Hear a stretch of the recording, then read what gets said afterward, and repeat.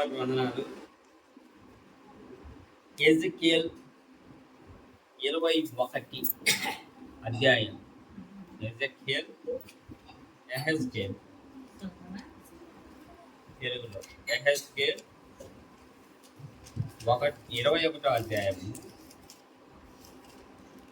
మొదటి ఒక 4-5 వచనం చదవండి.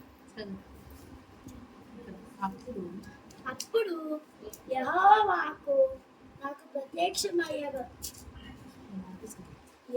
ఇలాగ సెలవిచ్చును, నరపుత్రుడా,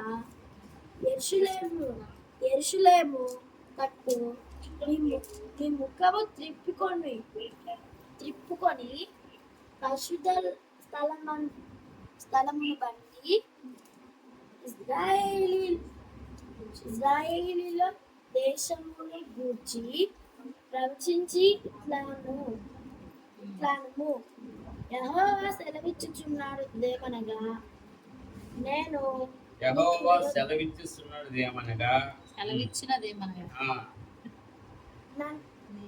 నేను నీకు విరోధినైతిని, నీతిపరులనేమి దుష్టులనేమి నీలో ఎవరు ఉండకుండా అందరినీ నిర్మూలము చేయుటకై.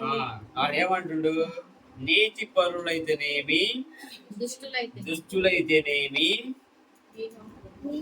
గట్టి కావాలి. నీతి పరులైతేనేమి దుష్టులైతేనేమి మీలో ఎవరు ఉండకుండా నిర్మూలం చేతను, అందరినీ నిర్మూలం చేతను. నా ఖడ్గము వర నుంచి బయటికి తీసి ఉన్నాను. ఓకే, ఇది దేవుని వాక్యం. ఇప్పుడు యెరూషలేములో నీతిమంతులు ఉన్నారు, యెరూషలేములో పాపులు ఉన్నారు, దుష్టులు నీతిమంతులు. మరి నీతిమంతులను దేవుడు రక్షించాలి కదా. కానీ నీతిమంతులను ఏమంటుండు దేవుడు? అందరినీ నిర్మూలన చేయటకు నా వరలోంచి కత్తిని తీసేస్తుంది. అంటే యెరూషలేములో ఉన్న నీతిమంతులు దుష్టులు ఒకే కత్తికి బలి అవుతున్నారు. నీతిమంతులు ఎందుకు బలి కావాలి? ఇది నా ప్రశ్న. దుష్టులు పాపం చేశారు కనుక దుష్టులు బలి అయిపోతారు. మరి నీతిమంతులు పాపం చేయలేదు కదా, మరి నీతిమంతులు ఎందుకు బలి కావాలి? దుష్టత్వం చేస్తున్నప్పుడు వాళ్ళు చెప్పనండి. నీతిమంతులు ఎందుకు బలి కావాలి? ఇది నా ప్రశ్న. ఓకే, దేవుని గురించి ఈ మధ్య ఒక వారం 10 రోజులు పాస్టరు అని చెప్పుకునే వ్యక్తి, నేను జరిగిన స్టోరీ చెప్పండి. కాకపోతే అతనితో ఒక సంభాషణ ఇంకొక అతను చేసిండు, ఆ సంభాషణ చెబుతా. ఇతను ఒక ఊరిలో ఒక ఊరిలో క్రిస్మస్ పండక్కి ఒక సభ పెట్టి దేవుని సువార్తను ప్రకటించడానికి అతను ఈ పాస్టర్ అనే వ్యక్తిని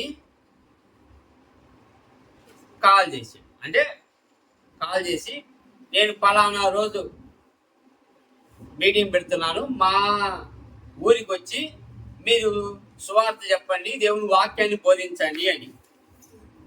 ఇప్పుడు ఆ పాస్టర్ ఏం చెప్పిండు? సరే బ్రదర్, ఆ రోజుకి వస్తాను అన్నాడు. క్రిస్మస్ పండుగ వస్తుంది అనగా 2-3 రోజుల ముందు ఫోన్ చేసి కనుక్కోవాలి కదా, ఎలా వస్తారు, ఏంటిది, ఏమేమి మీకు వడ్డించాలి, ఏమేమి మీకు రుచికరంగా ఉంటాయో అవన్నీ తీసుకొచ్చి పెట్టాలి కదా. అందుకని ఫోన్ చేసిండంట. ఫోన్ చేస్తే అతను ఎవరు? ఆ పాస్టర్, బ్రదర్ ఇప్పుడు నేను ఇక్కడ లేను, నేను ఒరిస్సాలో ఉన్నా, నేను మీ మీటింగ్కు రాలేను అన్నాడంట. అదేంటి బ్రదర్, నువ్వు మాట ఇచ్చినావు కదా, నువ్వు పాస్టర్వి, మాట ఇచ్చినావు, మా ఊరికి వచ్చి క్రిస్మస్ పండుగ రోజు మీరు వాక్యం చెప్పాలని మేము అందరికీ పోస్టర్ చేసినాం, అందరికి చెప్పుకున్నాం, ఇప్పుడు మీరు వస్తారని మేము ఎదురు చూస్తున్నాం, మీరు ఇప్పుడు రాను అంటే ఎట్లా కుదురుతుంది అంటే, లేదు బ్రదర్ నేను ఒరిస్సాలో ఉన్నాను రాలేకపోతున్నాను అని చెప్పిండంట. అయ్యో ఇప్పుడు మీటింగ్ పెట్టిన ఖర్చు అంతా ఎలా, అందరికి చెప్పుకుంటే మేము పోస్టర్లు ఎత్తే మేము మీరు వస్తారని ఎలా అని బతిమలాడంగా అట్లయితే నాకు ఫ్లైట్ టికెట్ చేయండి నేను వస్తాను అన్నంట. సరే డబుల్ ఖర్చు అయినా పర్వాలేదని ఫ్లైట్ టికెట్స్ చేసిరంట. ఎవరికి ఫ్లైట్ టికెట్ అంటే ఫ్లైట్ టికెట్ బుక్ చేయడం కాదు, ఆ అమౌంట్ ఆయనకి వేయాలి. ఫ్లైట్ టికెట్స్ అమౌంట్ ఆయనకి వేయాలి, ఇంత అవుతుంది ఓకే నేను బుక్ చేసుకుంటాను అని. ఇప్పుడు ఆ పాస్టర్కి వేసిండంట ఫ్లైట్ టికెట్ అమౌంట్ వేసిన తర్వాత ఆ రోజుకి కార్లోనే వచ్చిండంట.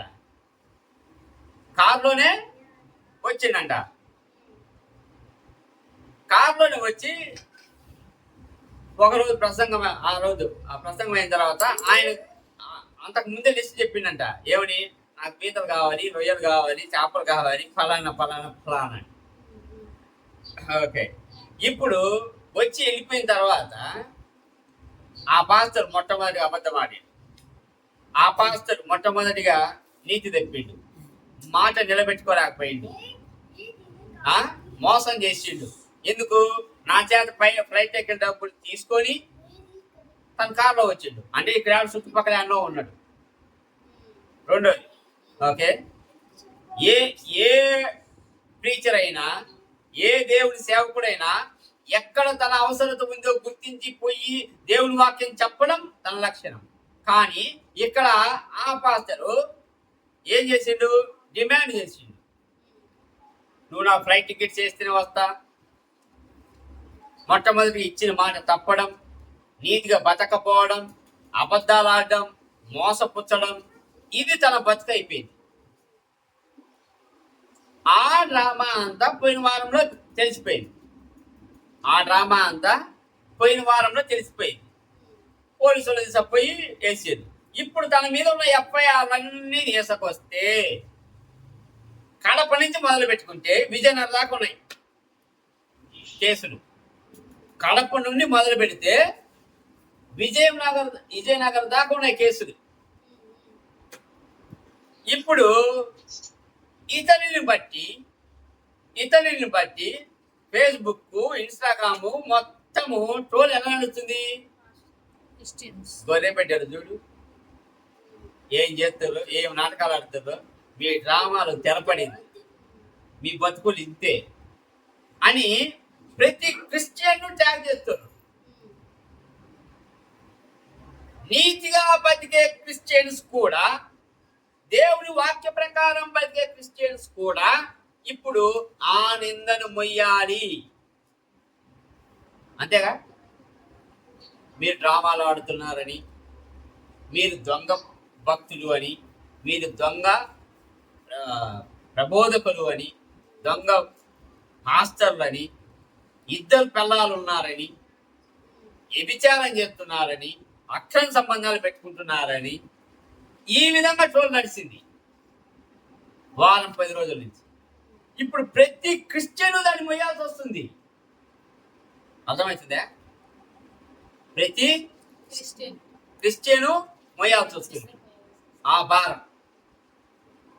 ఇప్పుడు యెహెజ్కేలులో దేవుడు వర నుంచి కత్తి తీసిండు. ఇప్పుడు ప్రతి ఒక్కరిని నిర్మూలిస్తుంది. నీతిమంతులైతేవి, దుష్టులైతే. దుష్టుల మూలకంగా నీతిమంతులు ఏం చేయబడుతున్నారు? చంపబడుతున్నారు, నిర్మూలించబడుతున్నారు. అయితే ఆ నీతిమంతులు నిర్మూలించబడితే బాధ ఉంటుందా? ఉంటది కదా. కాకపోతే దానికి ఏం చెబుతున్నా చూడండి. పేతురు మొదటి పేతురు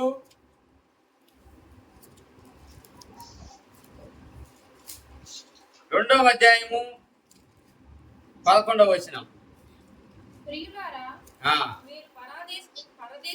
చాలా జాగ్రత్త అయినండి. యాత్రికులైనారు కనుక ఆత్మకు విరోధంగా పోరాడు శరీరాస్తులను విసర్జించి అన్యజనులను మిమ్మల్ని ఏ విషయంలో దుర్మార్గులను దూషింతిరో ఆ విషయంలో వారు మీ సత్క్రియను చూచి వాటిని బట్టి దర్శన దినమున దేవుని మహిమపరచునట్లు వారి మధ్య మంచి ప్రవక్తలు గలవారై ఉండవల్లని మిమ్మల్ని బ్రతిమాలుకుంటున్నాను. ఏం చేస్తాడు? బ్రతిమాలుతున్నాడు. ఇప్పుడు మొట్టమొదటిగా పేతురు అందరికీ చెప్పేది ఏంటంటే, ప్రియులారా, మనము ఇక్కడ శాశ్వతంగా ఉండటానికి రాలే, పరదేశులము, చూడటానికి వచ్చినాము. అయితే మీరు బ్రతికిన దినములన్నీ చాలా తక్కువ.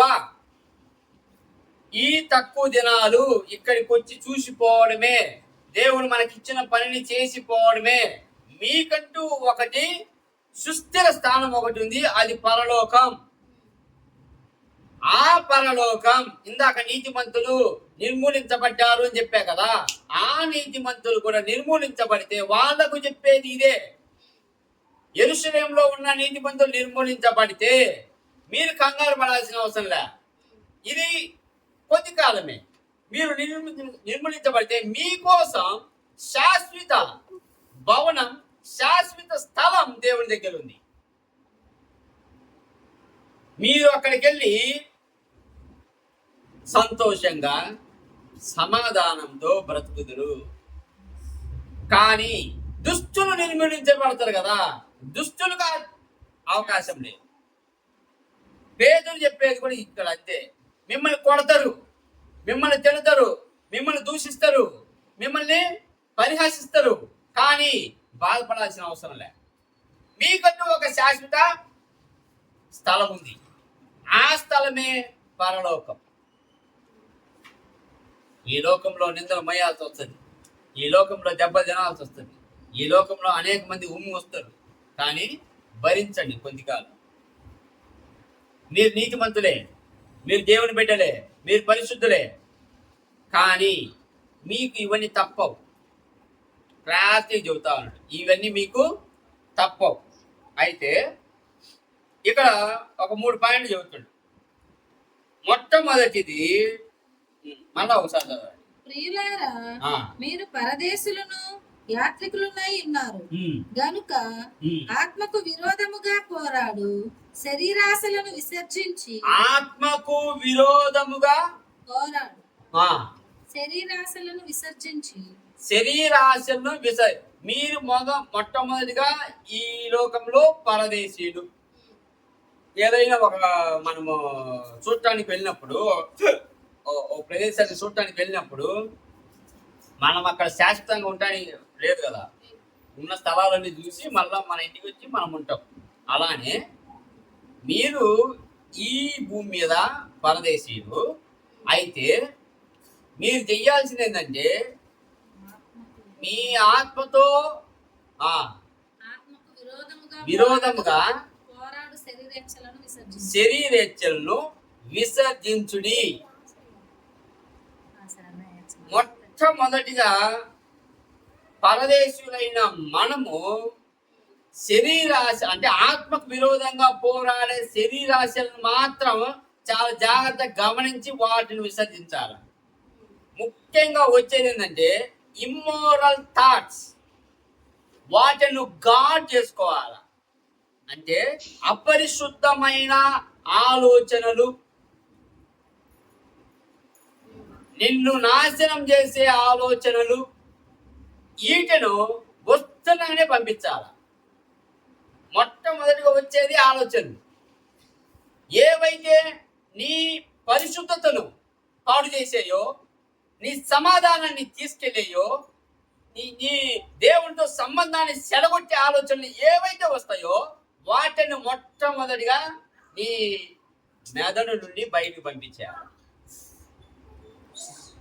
అవే దురాలోచనలు. అవి దురాలోచనలు అంటే ఇమ్మోరల్ థాట్స్.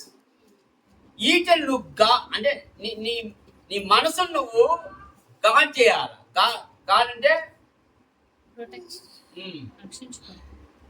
అసలు ఆ ఆలోచనలు ఒత్తిడిని తరిమేయాలి మొట్టమొదటిగా. ఎందుకు? ఇది నీ పరిశుద్ధతను పాడు చేస్తాయి, దేవునితో సంబంధాన్ని పాడు చేస్తాయి, నీ ప్రార్థన జీవితాన్ని పాడు చేస్తాయి.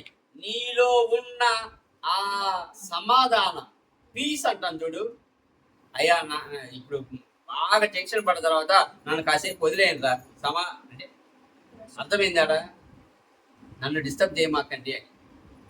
కానీ ఇటువంటి ఆలోచనలు నీ సమాధానాన్ని తీసుకొని పోతాయి. ఏం ఆలోచనలు? దురాలోచనలు. అవి మీకు తెలుసు ఏంటి అని. దురాలోచనలు ఏంటి అని? నిన్ను, నీ జీవితాన్ని, నీ కుటుంబాన్ని పాడు చేసేవే దురాలోచనలు.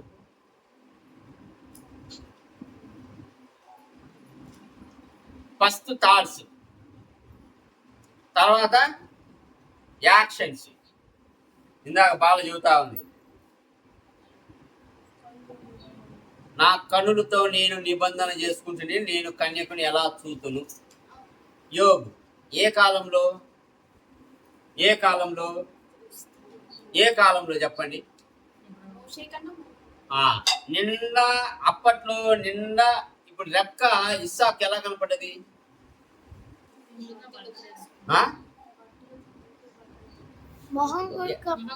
ఎలా కనపడ్డది? నిన్న ముసుకేసుకొని మొహం. ఇప్పుడు అంతవరకు మొహం చూపించింది ఎవరికి? అబ్రహాము దాసుడికి. కానీ ఇస్సాకు దగ్గరికి వచ్చేసరికి మొఖానికి ముసుకేసుకున్నది. అంటే అప్పటి వరకు మొహం కనపడుతుంది, తర్వాత మొత్తము కవర్ చేసింది. దీని అర్థమైంది, యోబు అంతకంటే ముందు నివసించినప్పుడు వాళ్ళ వస్త్రధారణ ఎలా ఉండేది? పైనుంచి కిందికి కనపడే ఉండదు. మరి యోబు ఏం చెబుతుండు? నాకు అసలు వాళ్ళు ఏం కనపడరు. ఇప్పుడు బజారుకి పోతే ఒకే చెడ్డీలు జాకెట్లు వేసుకుని తిరిగే జనాలు ఉంటారు. ఇప్పుడు నువ్వు ఎలా ఉంటుందంటే, నువ్వు ఎటు చూసినా వాళ్ళే కనపడతా ఉంటారు అనుకో. యోబుకు అలాంటి వాళ్ళు కనపడరే, నిండా బట్టలు వేసుకున్న వాళ్ళే కనపడుతున్నారు. మరి ఆ సమయంలో యోబు ఏమంటుండు?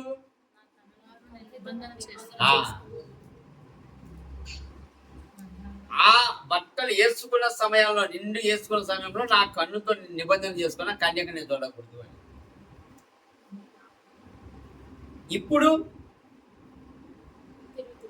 నువ్వు చూడకూడదు అనుకున్న ఎటు తిరిగినా కనపడుతుంది.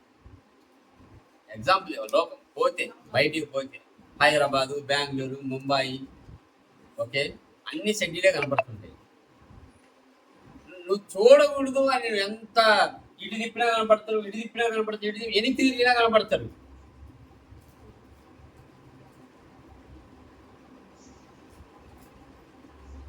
యోబు ఆ కాలంలో నిండా బట్టలేసుకున్న స్త్రీలు కనపడ్డప్పుడు, అందుకే యేసుక్రీస్తు కూడా ఒక మాట అంటాడు. ఇప్పుడు యేసుక్రీస్తు కాలంలో కూడా ఆ స్త్రీలు నిండా ముసుకేసుకొని ఉంటారు వాళ్ళ సంప్రదాయం ప్రకారం. మొహం తప్పితే ఏం కనపడేది. అయితే ఒక స్త్రీని మోహించటానికి నీ ఆలోచనే కారణం, వాళ్ళ వస్త్రధారణ కాదు అని అర్థం. వాళ్ళు నిండుగా బట్టలు వేసుకుంటారు, కానీ నీ ఆలోచన మాత్రం వాళ్ళని బట్టలు లేకుండా చూడడం. అంతే కదా, నీ ఆలోచన నువ్వు ఊహించుకుంటావు. వాళ్ళు బట్టలు లేకుండా ఉండడం, వాళ్ళతో నువ్వు మోహించడం, ఇవన్నీ నీ ఆలోచనలు. అందుకే దేవుడు చెప్పేది ఏంది? నీ ఆలోచనలు చాలా ముఖ్యం. నీ ఆలోచనలు చాలా దూరం వెళ్తాయి, చాలా దూరం వెళ్తాయి. నువ్వు ఊహించుకుంటావు, చేసినట్టు ఊహించుకుంటావు. నీ ఊహలకు పరిమితి లేదు. నువ్వు అలా ఊహించుకున్నప్పుడు ఆ కోరిక ఏమవుతుంది? గర్భం దాల్చి పాపాన్ని కంటది. అందుకని గాడ్ యువర్ ఓన్ థాట్స్.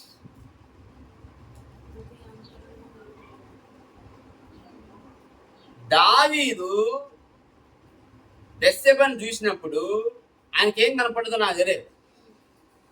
కాకపోతే ఆమె స్నానం చేస్తున్న విషయం అయితే క్లియర్, బైబిల్ రాసింది. దావీదు చూసినప్పుడు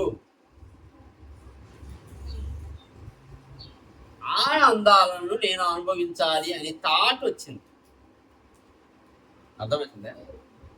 చూసిన దృశ్యము. అందుకే కదా ఇప్పుడు ఈయనేమో యోబేమో నేను నిబంధన చేసుకున్నా అంటుండు.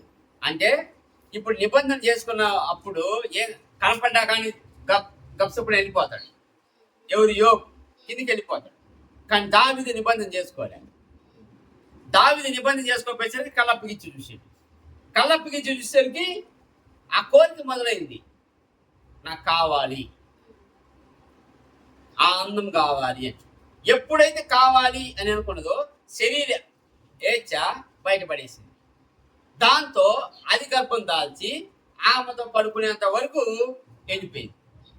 తర్వాత నతానియేలు వచ్చి చెబితే గాని ఆ పాపం గురించి దావీదుకు తెలియలేకపోయింది.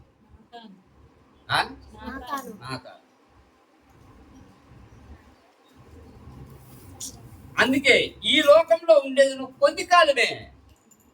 మొట్టమొదటిగా నువ్వు కంట్రోల్ చేసుకోవాల్సింది ఏంటంటే నీ ఆలోచనలు కంట్రోల్ చేసుకుంటే నీ పరిశుద్ధత 75% ఉంటుంది. అసలు ఆల్మోస్ట్ 100% ఉంటుంది. నువ్వు ఇమ్మోరల్ థాట్స్ నీ బాడీకి రానంత వరకు నీ శరీరానికి మలినం కాదు.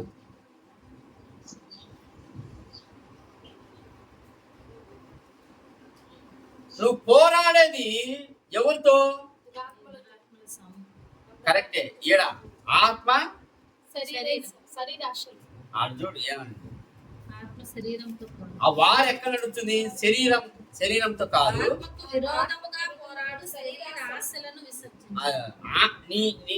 అంటే నీ ఆత్మ ఎక్కడికి వెళ్తుంది?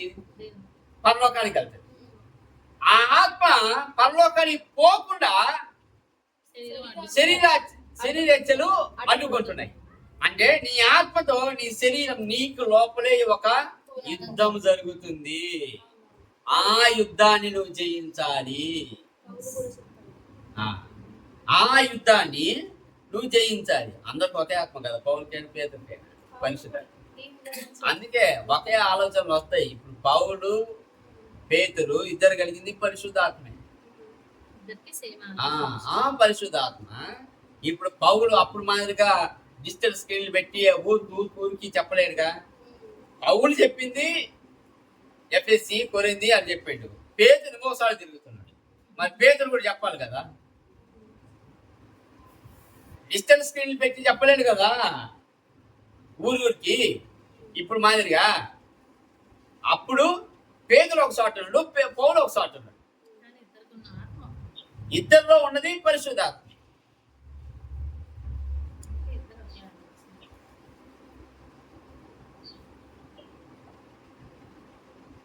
నీ ఆత్మకు విరోధంగా ఏవైతే శరీర ఇచ్చలు ఉంటాయో వాటన్నిటినీ, నీ కోపాన్నైనా, నీ దాన్ని ఏమంటారు, ఓకే, ఇతరులు ఎదుగుతుంటే మనము చూడలేకపోయేదాన్ని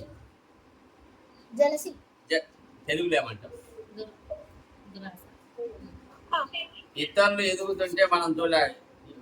అంటే వాడు ఎట్టని పోవాలి అనుకుంటాం చూడు. అటువంటి బుద్ధి అయినా,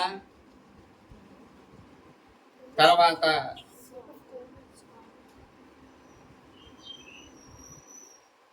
ఏవైతే దేవుని వాక్య ప్రకారం లేవో ఆ శరీరేచ్ఛలను తృణప్రాయంగా పక్కన పెట్టు. ఎందుకు? ఈ లోకంలో ఉండేది నువ్వు కొద్ది కాలమే. ఆ కొద్ది కాలం నీ పరిశుద్ధత పోకూడదు, దేవునితో సంబంధం పోకూడదు, నీ ప్రార్థనా జీవితం తొనకూడదు. నువ్వు వాక్యం చదివి ఆ వాక్య ఖడ్గంతో ప్రతిదీ ఎదిరించి నిలబడాలి.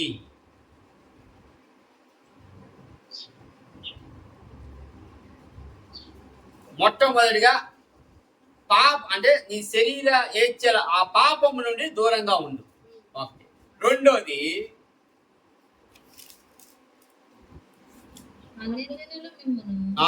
ఏ విషయంలో దుర్మార్గులను దూషితులు ఆ విషయంలో వారు మీ సత్క్రియలను చూచి వాటిని బట్టి దర్శన దినమున దేవుని మహిమపరచునట్లు. అది ఇప్పుడు లోకంలో ఉన్నాం మనం కానీ లోకం మాదిరిగా జీవించటంలే. లోకంలో ఉన్నాం, లోకానికి ఆపోజిట్గా జీవిస్తున్నాం. లోకం పాపం చేయమంటుంది, మనం పాపరహితంగా జీవిస్తాం. లోకం అన్యాయం చేయమంటుంది, మనం న్యాయంగా జీవించాలి. లోకం మర్డర్ చేయమంటది, మనం ప్రేమించాలి. లోకం ఇతరులు నాశనమైపోయినా పర్వాలేదు అని అనుకుంటుంది, మనం ఇతరులు నాశనం కాకూడదు అని ప్రార్థన చేయాలి. సింపుల్. మనకు ఇంత హాని ఎవరైనా చేసినా వాడిని చంపేయాలి అన్నది లోకం. నిన్న హైదరాబాద్లో ఒక అడ్వకేట్ మర్డర్ జరిగింది. బయటికి వచ్చి కారు డోరు తీస్తుండు, వాళ్ళు కాసుకొని ఉన్నారు.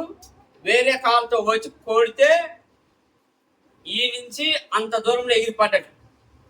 సరే, ప్రాణాపాయ స్థితిలో ఉన్నాడని హాస్పిటల్ తీసుకుపోయి చచ్చిపోయాడు. కారు డోరు తీస్తూ ఉన్నాడు బయట, అంటే వాళ్ళ ఇంటి బయట కారు డోరు తీయటానికి సిద్ధపడుతూ ఉన్నాడు. వాళ్ళు వెనక పొంచి ఉన్నారు అనమాట ఒక కారు తోటి. వీడు కారు డోర్ తీసే లోపు స్పీడ్గా వచ్చి కొట్టేసారు. వీడియో ఉంది. కొడితే బాడీ ఎగిరి అది ఈ నుంచి ఆ కిటికీ అంత దూరంలో పడ్డది. ఎగిరి అంత స్పీడ్ కొడితే ఎగిరి పడ్డది. సరే, ప్రాణాపాయ స్థితిలో ఉండాలని అంబులెన్స్ పిలిపించి హాస్పిటల్ పోయారు. కాసేపు అంతే. లోకంలో ఎలా ఉంది, ఎవడైనా నాకు వ్యతిరేకంగా సాక్షి. ఈ లాయర్ మళ్ళా చనిపోయినోడు లాయర్, ఎవరైనా నాకు విరోధంగా నిలబట్టారా వాళ్ళని లేపేస్తాం. ఎవరైనా నాకు విరోధంగా సాక్ష్యం చెప్పారా వాళ్ళని లేపేస్తాం. ఎవరైనా నాకు డబ్బులు ఇవ్వకుండా ఎగ్గొచ్చారా వాళ్ళని లేపేస్తాం. ఎవరైనా నాకు హాని తలపెట్టారా వాళ్ళని లేపేస్తాం. ఇది లోకం చెప్పే మాటలు. కానీ ఈ లోకంలో ఉన్న మీరు లోకానికి విరుద్ధంగా బతకాలి. ఆ డిఫరెన్స్ లోకం గమనించాలి కూడా. గమనించి ఒకానొక రోజు వీళ్ళు నీతిమంతులు అని, వీళ్ళు నమ్మిన దేవుడు గొప్పోడు అని దేవునికి మహిమ తీసుకురావాలి. ఎలా? మీ జీవితం మూలకంగా, మీ సత్క్రియల మూలకంగా. సత్క్రియలు నిన్ను రక్షించలేవు, కానీ ఆ సత్క్రియల ద్వారా దేవునికి మహిమ కలుగుతుంది. అందుకని మీ చుట్టుపక్కల ఉన్న వాళ్ళకు మీరు తెలియపరచాలా, ఏమని? మేము నీతిమంతులం, మేము పరిశుద్ధులం, మేము అబద్ధమాడం, మేము మోసపుచ్చాం, మేము ఇతరులను ప్రేమిస్తాం, మేము సువార్త చెబుతాం, మేము క్రీస్తు కోసం బతుకుతాం. ఇలా నువ్వు వ్యత్యాసం చూపించినప్పుడే లోకం గ్రహిస్తుంది ఏదైనా కలదు. లేకపోతే లోకానికి నీకు తేడా లేదు అనుకో, దేవుడు ఏర్పరిచిన శాశ్వత నివాసము నీకు అందదు. దేవుడు ఏర్పరిచిన శాశ్వత భవనములో నువ్వు ఉండలేవు. అందుకే పేతురు ఒక క్లియర్గా చెప్పేది ఏంటంటే, ఒక మంచి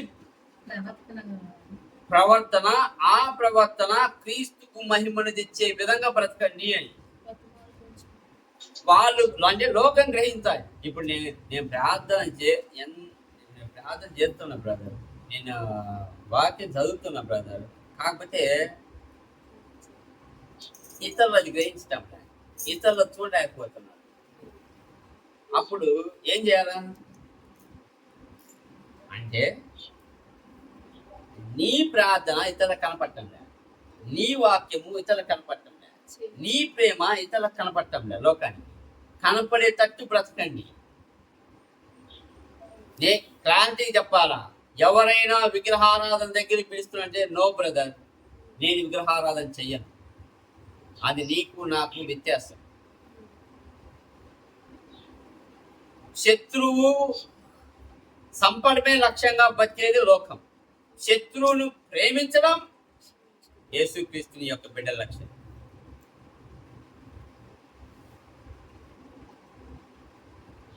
విగ్రహారాధన దగ్గర పెట్టింది ఏదైనా మేము తింటాము అంటే వాళ్ళకు మీకు వ్యత్యాసం ఏముంది? వాళ్ళకు మీకు వ్యత్యాసం ఏంది? పౌలు క్లియర్ చెబుతూ ఉన్నాడు, విగ్రహారాధన పెట్టేది అది నిన్ను ఏమీ చెయ్యకపోయినా నువ్వు తిన్నావు అంటే అది దయ్యాలకు పెట్టిన ప్రసాదమే. వాళ్ళు ఏమనుకొని పెడుతురు? దేవునికి విరుద్ధంగా ఉన్న సైతానికి పెట్టే ప్రసాదమే కదా. సైతానికి పెట్టే ప్రసాదం నువ్వు తింటే నువ్వు సైతాన్లో భాగస్తుడివి. అలాంటప్పుడు నువ్వు దేవునికి మహిమను ఏ విధంగా తీసుకొస్తావు? దేవునికి మహిమను ఏ విధంగా తీసుకొస్తావు? దెయ్యాలకు పెట్టే ఆహారం నువ్వు భుజించినప్పుడు దేవునికి నువ్వు మహిమను తీసుకురాలి.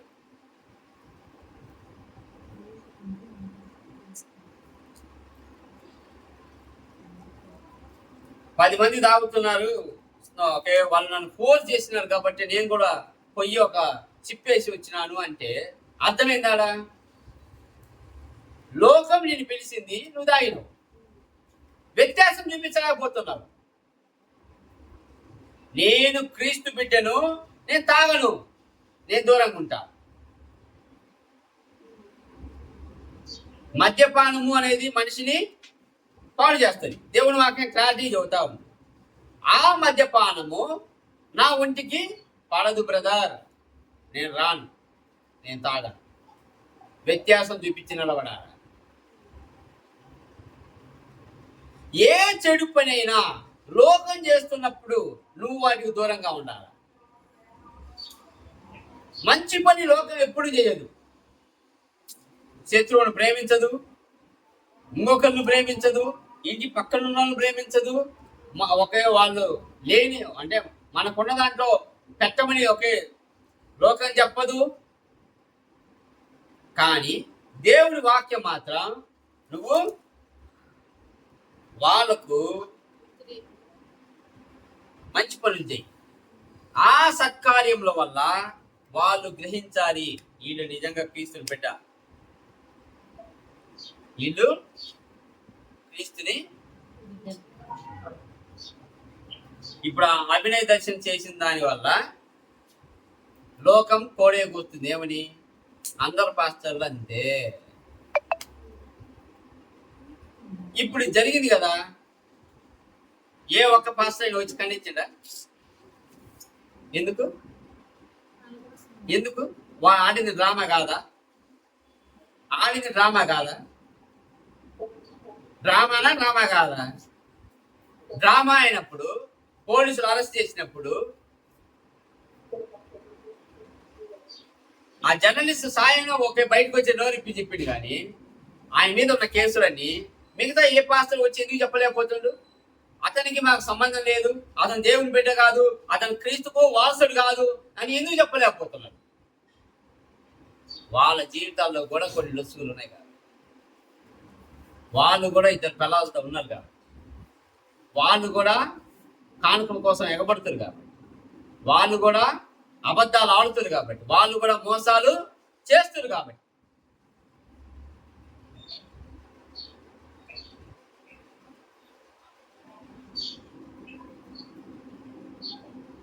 మీకు మాస్టర్ రాజా తెలుసా?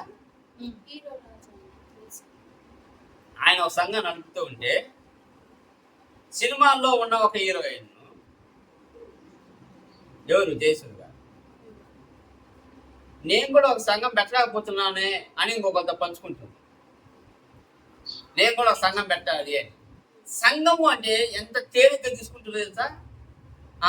ఎలా పెడతావంటే ఏముంది, ఒక హాల్ రెంట్కి తీసుకోవడం, ఇద్దరు ముగ్గురి వాళ్ళని తీసుకొచ్చి నీలాగా ఇద్దరు ముగ్గురు తీసుకొచ్చి బోధించడం, ఒక ఇన్స్ట్రుమెంట్ పాటలు ఒకటి డ్రమ్ ఒకటి తీసుకొచ్చి నలుగురు తీసుకొచ్చి పాటలు పాడించడం అయిపోయిలే. ఎంత తేలిగ్గా తీసుకుంటున్నారు అంటే వీళ్ళు సంఘం సీరియస్నెస్ లేదు.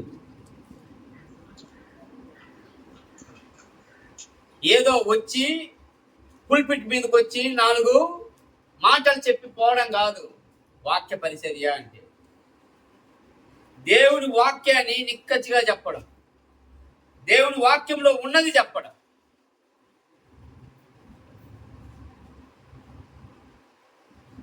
ఎంత తేలిగ్గా తీసుకుందామా సంఘం నిర్మించడము అంటే. ప్రయాస భారం తెలియట్లేదు. పౌలు ఏమంటాడు, నేను ప్రసవ వేదన అనుభవించా మిమ్మల్ని కంటానికి.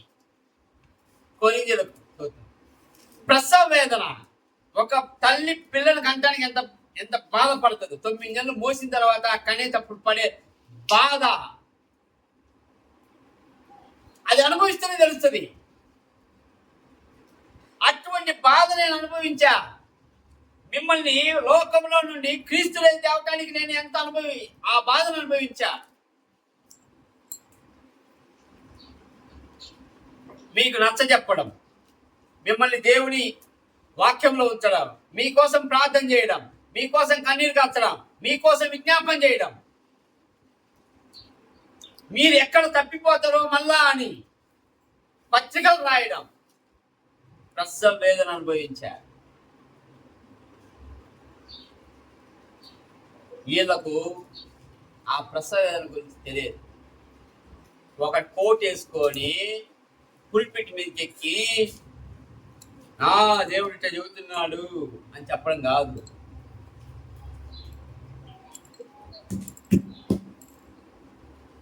ఈ దేవుని వాక్యం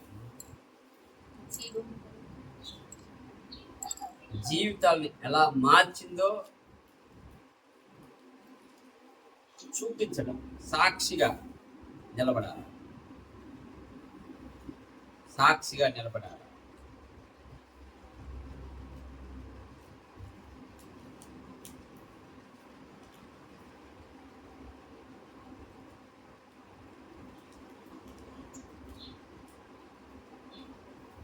చాలా మంది చాలా తేలిగ్గా తీసుకుంటారు.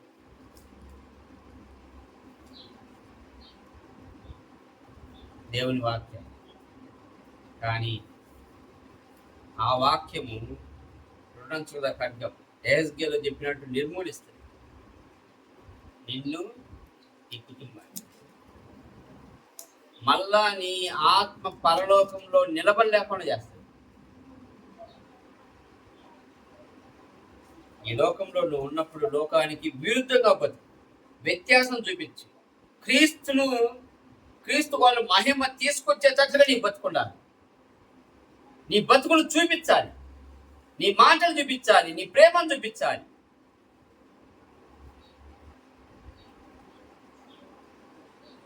మూడో పాయింట్ 13వ వచనం, submit your self to every ordinance of man Lord sake. ఎవరైతే నీ మీద అధికారులు ఉంటారో వాళ్ళందరికీ నువ్వు గౌరవం ఇవ్వాలి. ఈ లోకంలో నేను క్రీస్తు రాజ్యానికి సంబంధించిన నీకు నేను గౌరవం ఇవ్వను అంటే కుదరదు. ఇప్పుడున్న బీజేపీ గవర్నమెంట్ తీసుకొచ్చింది కూడా దేవుడే. దేవుని చిత్తానికి వ్యతిరేకంగా ఏది జరగదు, గుర్తుపెట్టుకోండి. యెరూషలేము మీదకి బాబిలోనియా రాజు నెబుకద్నెజరు వచ్చి యెరూషలేము దేవాలయాన్ని పడగొట్టి యెరూషలేములో ఉన్న బంగారాన్ని తీసుకొని పోయిన వ్యక్తి దేవుడి చిత్తం లేకుండా కాలు పెట్టగలడా? దేవుడి చిత్తంతోనే జరిగింది. ఎందుకు? వీళ్ళకు ఒక పాఠం నేర్వాలి అని. భారతదేశంలో బీజేపీ గవర్నమెంట్ వచ్చినా ఇంకొక గవర్నమెంట్ వచ్చినా దేవుని చిత్తం లేకుండా రాదు. దేవుని చిత్తం లేకుండా ఏ ప్రభుత్వం నిలవదు. అది నిలిచింది అంటే దాని మూలకంగా నువ్వేం నేర్చుకోవాలో నేర్చుకో. ఒకవేళ దేవుడు పర్సిక్యూషన్ అంటే మనల్ని హింసించడం, అంటే దేవుడు బిడ్డల్ని హింసించడం దేవుడు ఆలోచన చేస్తే ఎస్, మీరు దానికి దాని మూలకంగా కూడా దేవుడు మహిమ పొందుతాడు.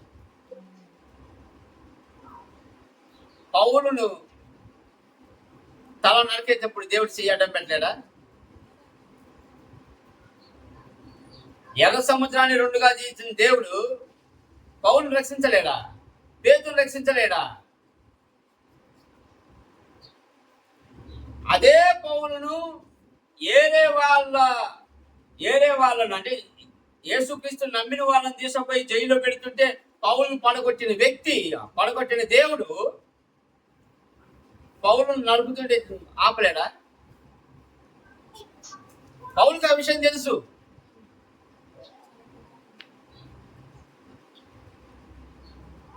దేవుడు అలో చేసిండు. నీ మీద ఉన్న అధికారులు ఎవరైనా సరే వాళ్ళకు నువ్వు లోబడి ఉండమంటే వాళ్ళు పాపం వాళ్ళు చెబుతాను పాపం చేయమని కాదు దాని అర్థం. వాళ్ళు ఏం చెబితే అది చేయమని కాదు. నీ మీద ఒక అధికారి ఉన్నప్పుడు గవర్నమెంట్ జాబుల్లో చేసేవాళ్ళు కానీ తర్వాత ప్రైవేట్ జాబుల్లో చేసేవాళ్ళు కానీ నీ మీద ఒక అధికారి ఉన్నప్పుడు ఆ అధికారి చెప్పిన మాట వినడం దేవుని చిత్తం. అంటే ఆ అధికారి మళ్ళా నువ్వు వచ్చి పాపం చేయమంటే పాపం చేయమని కాదు అర్థం. అప్పుడు నువ్వు నీతిగా నిలబడాలి, అప్పుడు నువ్వు చేయనని చెప్పాలి. కానీ నీకిచ్చిన కర్తవ్యం, నీకిచ్చిన బాధ్యతలు నువ్వు నెరవేర్చాలి అంతే.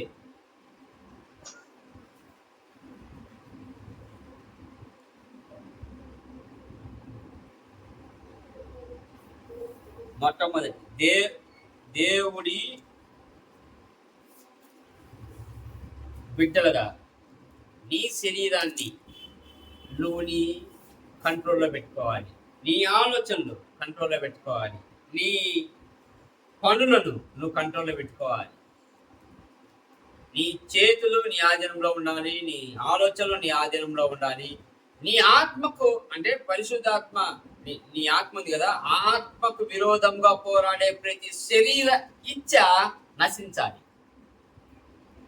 నీ ఆత్మకు విరోధంగా పోరాడే ప్రతి శరీర ఇచ్చ నశింపజేయాలి.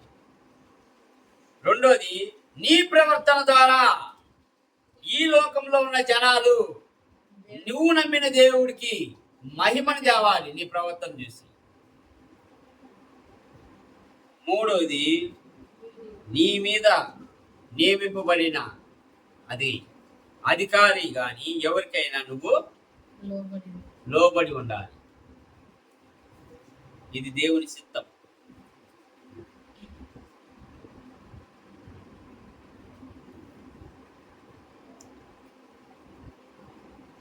దేవుడి వాక్య ప్రకారం మనం జీవిస్తే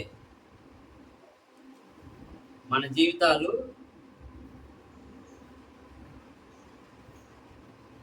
ఈ లోకంలో ఉన్నంతసేపు ఒకవేళ శ్రమలు హింసలు అనుభవించినా సరే పరలోకంలో మాత్రం సుస్థిరంగా ఉంటుంది. నువ్వు నివసించేది కొద్ది కాలమే. ఖచ్చితంగా ఏదో ఒక రోజు ఈ భూమిని మనం వదిలిపెట్టాల్సిందే. ఖచ్చితంగా ఈ లోకాన్ని మనం వదిలిపెట్టాల్సిందే. అది రేపు యేసుక్రీస్తు వచ్చిన రోజైనా లేదంటే మనము ప్రాణం విడిచిన రోజైనా వదిలిపెట్టాల్సిందే, తప్పదు. కానీ లోకంలో బతికినంతసేపు నీ ఆత్మకు విరోధంగా పోరాడే ప్రతి శరీరిచ్చకు నువ్వు దూరంగా ఉండాలి. రెండోది, ఈ లోకంలో ఉన్న మనుషులు నీ బ్రతుకును చూసి నీ దేవుని కొనియాడాలి.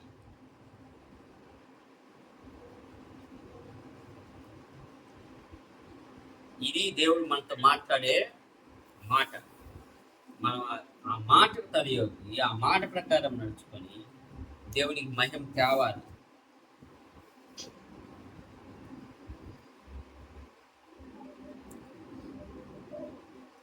ప్రార్థన